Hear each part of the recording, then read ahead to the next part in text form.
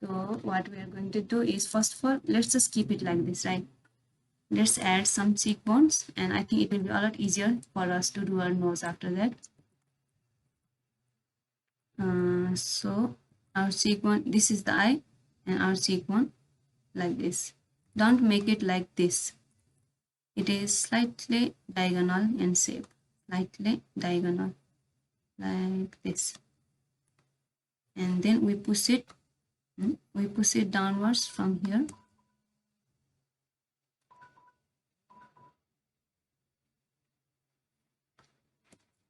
So we push it slightly, as you can see. You can see our planes are starting to change here. Diagonal, diagonal. Never make it straight like this. You can see some people have make these cheeks, on the internet, and some people have these rounded cheeks. It looks so fake. So it's just diagonal shapes, not super round, simple diagonal, slightly curved.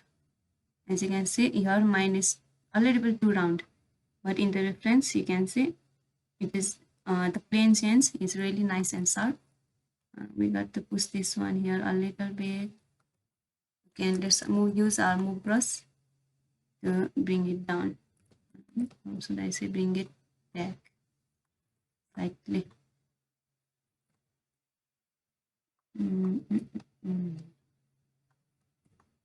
Let's smooth it out a little bit.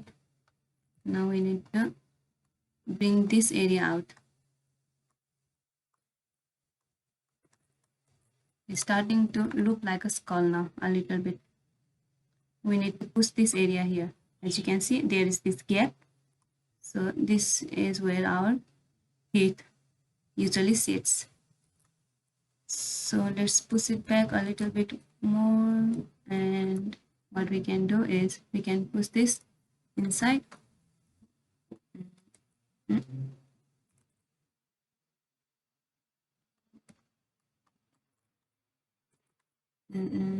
It looks so weird. The thing is wrong with this shape. Okay, now it looks nice.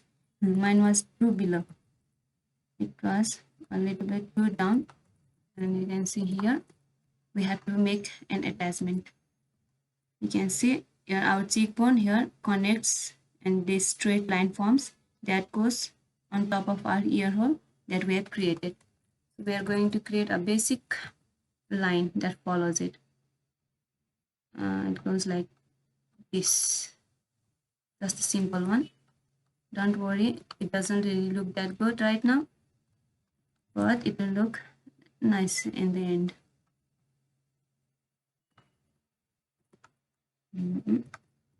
And also in this area is a little bit too fat, as you can see in the reference. This is supposed to be slightly thin, and our is looking a little bit fatter. So we can just carve it out. We can just carve it out like this, and let's smooth it. And also you can see there is this little connection here above our eye socket, so we can like mimic that a little bit. And let's smooth this area out. We can easily add in later.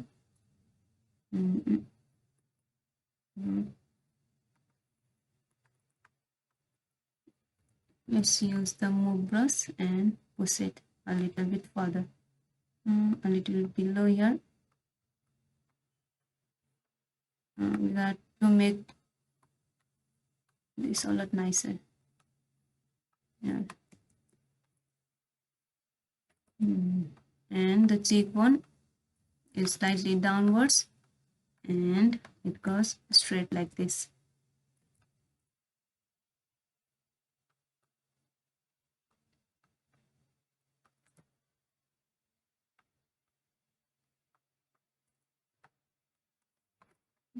Okay, I guess for now it is decent. Now from the front it looks weird, right? We fixed it from the side, but from the front it's starting to look a little bit weird. So what we are going to do is we are going to use the move brush. So, and one thing, what happens is, as you can see, this is our cheekbone, right? This is our cheekbone. it goes around like this and leaves this hole. But we will not create a hole right now. We are just trying to create a simple block.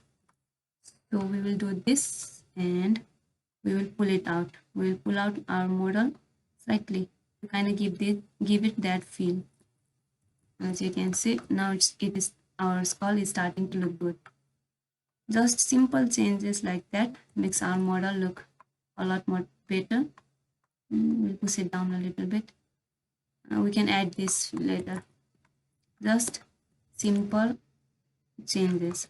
Slight changes can help a lot.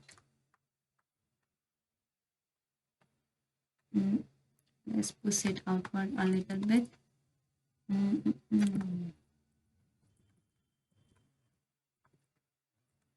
Okay, our skull is looking a little bit too much like an egg, right? It should not look like this. Where is the top angle? Wait, I think I have a top angle. Here it is. Not a top angle, it's a bottom angle. Well, it's fine. We can use it like this. You can see this hole here. It is very important. So what happens is our spine, it gets connected right here. So this is very important to us. We can make it slightly bigger and rounder, and I think we can make it slightly flatter right here. Okay, our skull is looking so much nicer now. You can see it look like this, and we made very slight changes and it is starting to look so much better. Let's make it a little bit more fatter right here, and then as you can see, this is our lower jaw. And don't make it too round like this. Just simple curve. It starts to curve out very simply, and let's carve it in the inside. So it is like this. It is slightly flat. It has a little bit of thickness, I would say, but we have to carve it out like this. It looks so much nicer now. Our skull is starting to look like a skull. Wait, I'll do this. And right here, wait. Let's look at it like this. Right here is where our spine connects to us. We will add in, there are some roughness like this, but we don't have to worry about it. Just smooth it out a little bit.